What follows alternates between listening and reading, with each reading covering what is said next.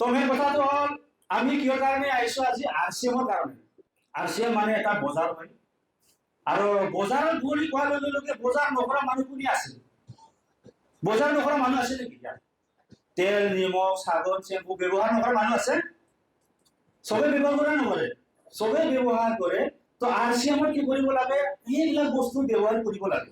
আমাৰ আৰচিএমৰ কাৰ্ড থাকিলে কি হয়, এই হোলসেল দামত আমি পাওঁ। লগতে কি হয়, দামটোতো কম হলে লগতে কি হয়, প্ৰডাক্ট বিলাক ব্ৰেন্ডেড হয়। প্রোডাক্ট বিলাক প্রত্যেকটা প্রোডাক্টে কি হয়, ভাল হয়। কিয় ভাল হয়? মিডলম্যান নাই, মাজত মানুহ নাথাকে। কোন কোন মাজত মানুহ নাথাকে? এডভার্টাইজ নাই। এডভার্টাইজ দেখা পাইছে নেকি কোনোবা আৰচিএমৰ প্ৰডাক্টত?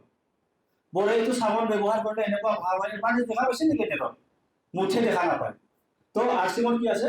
এডভাৰ্টাইজ নাই, হোলসেলাৰ নাই, ডিলাৰ নাই, এজেন্ট নাই, তেনেকুৱা বহুজন ব্যক্তি মাজত মিডিলম্যান বিলাক আৰচিএমত ৰখা যোৱা নাই।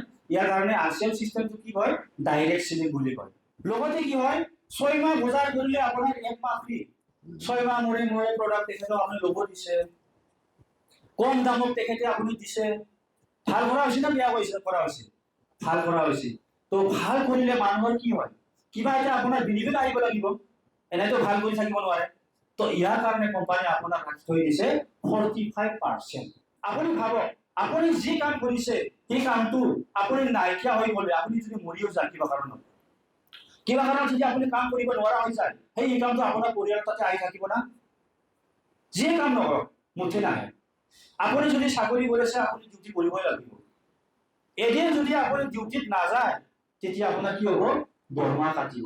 চৰকাৰী হওক প্ৰাইভেট হওক, প্ৰাইভেট হলে দৰমহা কাটিব, চৰকাৰী হলে দৰমহা কাটিব। কিন্তু আৰচিএম কৰিলে কি হয়, ৰিটায়াৰমেন্ট নাথাকে। আপুনি বেমাৰ হৈছে না নাই, আপুনি মৰিছে না নাই, কোনো এইবিলাক নাচায়। আপোনাৰ বিজনেছটো কিমান যায় আছে সেইটোৱে চায়। বিজনেছ ক'ৰ পৰা আহে? আপোনাৰ টিমৰ পৰা আহে।